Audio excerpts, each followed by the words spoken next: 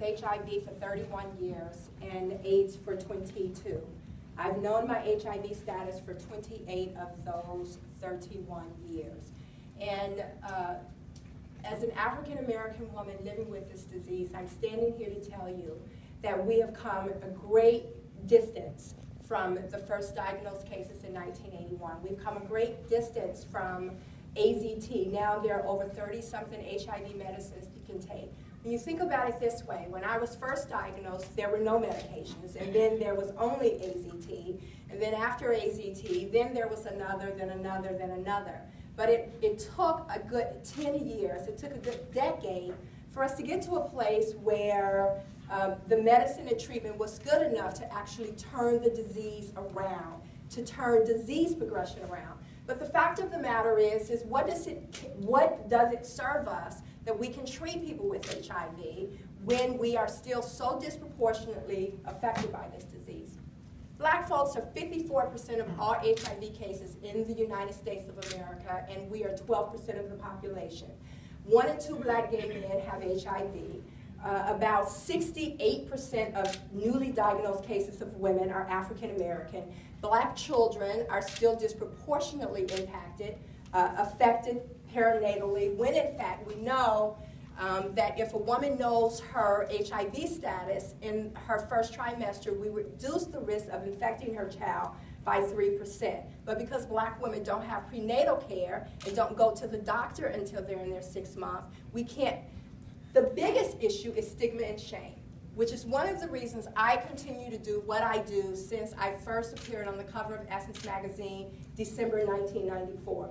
20 years from that cover magazine March this year, and we're still living in stigma and shame around this disease.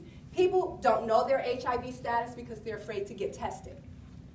They don't want to go get tested because who wants to know their HIV status when you can't disclose your HIV status, when you can't, your community and your family and your support, you won't have a support system, or you feel like you don't have a support system. There's a vicious cycle.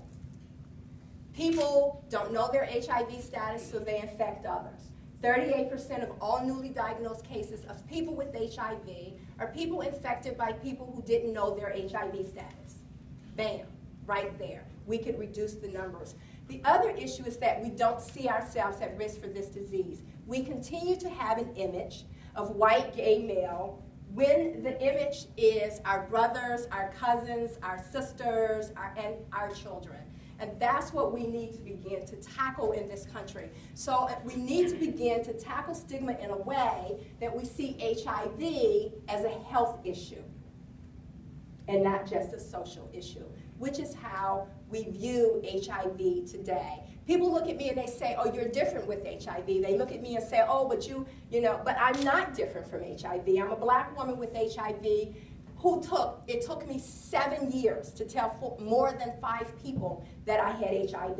I was one of those people that used to peel the label off my AZT bottle and flush it in the toilet stool before I threw the bottle away. Okay? And so, we still have so far to go. We talk about heart disease and violence. The fact of the matter is, black folks, African Americans, are becoming infected with this disease, and we are so deeply affected by this disease.